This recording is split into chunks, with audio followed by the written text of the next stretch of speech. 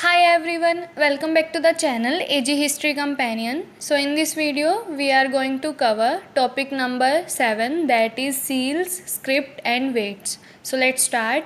Seals and sealings. Seals mostly used to facilitate long distance communication. Seals की help से long distance communication किया जाता था. For example कि हमें कोई भी एक बैग कहीं पहुंचाना है. इमेजिन करो एक बैग है, उसको इस एरिया से किसी दूसरी एरिया में भेजना है. तो क्या करते थे, जब उस बैग जो बैग होता है ना, उसके अंदर मटेरियल वगैरह भर के उसको एक रोप से टाई कर देते थे. उसके बाद जो उसका नोट होता था ना, टाई जहाँ जो रोप का नोट था, नोट मतलब गांठ, उसके ऊपर एक वेट क्ले लगा के उसके ऊपर सील पेस्ट कर देते थे. और सील पे क्या लिखा होता था कि भाई जो भेज रहा है उसका नाम वगैरह, मतलब टाइटल या फिर नेम ऑफ द ओनर. ठीक है, तो ऐसे करके वो अपना सामान जहाँ पहुँचाना होता था वहाँ भेज देते थे. ठीक है, तो इससे क्या होता था, कम्युनिकेशन होता था कि मतलब जैसे अभी हम टेलीफोन्स वगैरह यूज़ करते हैं कम्युनिकेशन के लिए, उस टाइम वो सील्स यूज़ करते थे कम्युनिकेशन के लिए. और इस बुक में भी ये भी मेंशन किया गया है, अगर वो बैग बिना किसी छेड़खानी के पहुंच जाता है तो सीलिंग सेफ़ होती थी. मतलब अगर सीलिंग जैसे भेजी थी वैसे वहाँ पहुंच गई, मतलब बैग के साथ छेड़खानी नहीं हुई है. तो एक ये भी पता चल जाता था कि बैग के साथ छेड़खानी नहीं हुई है, तो सीलिंग सही थी, सीलिंग सही जगह पे होती थी. And ceiling also convey the identity of the sender. और सीलिंग है वो सेंडर की आइडेंटिटी बताता था. और ceiling usually have a line of writing contain the name and title of the owner. तो सील में एक राइटिंग वाली लाइन होती थी, उसमें ओनर का नाम और टाइटल होता था. और कुछ मोटिव्स भी होते थे. मोटिव्स उनके लिए होते थे जो लिटरेट नहीं थे, जो रीड वगैरह नहीं कर सकते थे, तो उनको नेम और टाइटल कैसे पता चलेगा, तो उनके लिए मोटिव बनाया जाता था सील्स पे. Next is an enigmatic script. So most inscriptions are short. Mainly जो इंस्क्रिप्शंस होते थे वो शॉर्ट होते थे. Longest contain about 26 signs. और जो लॉन्गेस्ट थे उनमें 26 साइंस होते थे ज़्यादा से ज़्यादा. और अभी तक ये स्क्रिप्ट अनडिसाइफर्ड है. और ये स्क्रिप्ट अल्फ़ाबेटिकल नहीं है, जैसे अभी हमारी जो इंग्लिश लैंग्वेज है उसमें अल्फ़ाबेट्स हैं, वोवल्स और कॉन्सोनेंट्स हैं. उस टाइम इंस्क्रिप्शन अल्फ़ाबेटिकल नहीं है, उसके अंदर बहुत सारे साइंस हैं. उनकी रेंज क्या है, 375 to 400 साइंस मिले हैं इंस्क्रिप्शंस पे. और ये माना गया है कि script was written from right to left, क्योंकि राइट में तो बहुत ज़्यादा वाइडर स्पेसिंग्स मिली हैं, और लेफ़्ट में क्रैम्प कर रखा है. मतलब अगर हम राइट से लिखना शुरू करें, स्टार्टिंग में हम लूज़ लिखते हैं, और मान लो कोई हमें कुछ मेंशन करना है, वो मतलब स्पेस कम पड़ रहा है, तो हम थोड़ा टाइट नहीं लिख देते, क्रैम्प कर देते. तो इससे आर्कियोलॉजिस्ट ने आइडिया लगाया कि वो राइट से लेफ़्ट लिखते थे.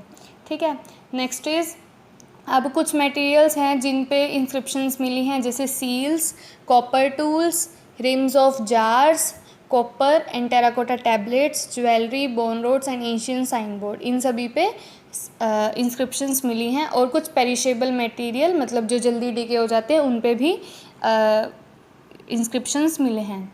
तो इतनी सारी चीज़ों पे इंस्क्रिप्शंस मिले हैं, तो आर्कियोलॉजिस्ट को लगता है कि शायद वहाँ पे लिटरेसी वाइड स्प्रेड हो. Next one is weights. अब वेट्स अभी भी आपने देखा होगा, किसी शॉप पे जाते हो जो ओल्ड शॉप है, मतलब आपके दादा के दोस्त की हो या आपके दादू की शॉप हो, तो उनके पास ना वेट सिस्टम होता है. अभी तो वेइंग मशीन आ गई है, लेकिन वो जो वेट्स होते थे, मतलब वो 500 ग्राम्स के, 250 ग्राम्स के, तो वो एक मेटल के बने होते थे. सो वेट से एक्सचेंज रेगुलेट करते थे उस टाइम पे. और made of a stone, weight एक स्टोन का बना होता था, उस स्टोन का नाम क्या था, chart. Next is cubical with no markings. और जो वेट्स थे वो शेप में क्यूबिकल थे और उन पे कोई मार्किंग्स नहीं होती थी. Lower denominations binary. और उनमें लोअर डिनोमिनेशंस कौन सी फॉर्म में होती थी, बाइनरी फॉर्म में होती थी, 1 2 4 8 16 32 ऐसे करके. और 12,800 तक मतलब इनके बीच में डिनोमिनेशंस होती थी. और जो हाई डिनोमिनेशंस होती थी वो डेसिमल फॉर्म में होती थी. Smaller weight were probably use for weighing jewellery and beads. और ये माना गया है कि जो स्मॉलर वेट्स हैं वो किसके लिए यूज़ होते थे, मतलब ज्वेलरी और बीड्स के वेट करने के लिए होते थे, क्योंकि स्मॉलर वेट्स हैं वो. और metal scale pans have also been found, और मेटल स्केल पेन्स भी मिले हैं। Next one is MCQs। सो कुछ मल्टीपल चॉइस क्वेश्चंस देख लेते हैं एक बार इनके। Seals and sealings were used to facilitate long distance dash trade, transportation, communication, all. So right option is communication, अभी हमने स्टडी किया ही है। Longest inscriptions containing dash signs 24, 25, 26, 27. So right option is 26, अभी पढ़ा। Next is the script has just too many signs somewhere between. अब हमने study किया ना कि अल्फ़ाबेट्स नहीं होते थे, साइंस होते थे, तो उनकी रेंज क्या थी 375 to 400। Next question is the script was written from, ये भी हमने स्टडी किया, तो इसमें ऑप्शन 2 ही बनते थे। So right option is right to left. Next question is weights was made of a stone card. Option are steatite, chert, sodalite, jasper. So right option is chert. Next question is weights were generally dash in shape, तो उनकी shape क्या होती थी cylindrical, cuboidal, spherical and cubical. So right option is cubical. Next question is lower denominations of weight were dash and higher were dash. So options are कि lower decimal थे और higher binary में थे, या lower binary में थे या higher decimal में थे। सो लोअर बाइनरी में थे एंड हायर डेसिमल में थे।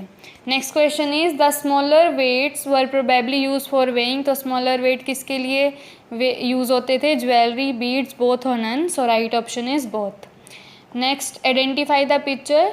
सो ये क्या है, ये लेटर्स हैं उस टाइम के, letters from ancient sign board, ancient sign board के लेटर्स हैं।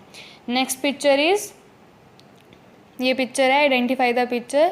सो this is a sealing from Ropar. अगर आपको याद ना हो तो इसकी कोई शेप नहीं है, अगर ये आ जाए जिस सील की कोई शेप नहीं है, जैसे हमने पढ़ा कि पर्शियन गल्फ सील थी वो सर्कुलर थी, और बाकी तो मोस्टली क्या बोलते हैं स्क्वायर में ही है, लेकिन इसकी कोई शेप नहीं है, तो this is sealing from Ropar.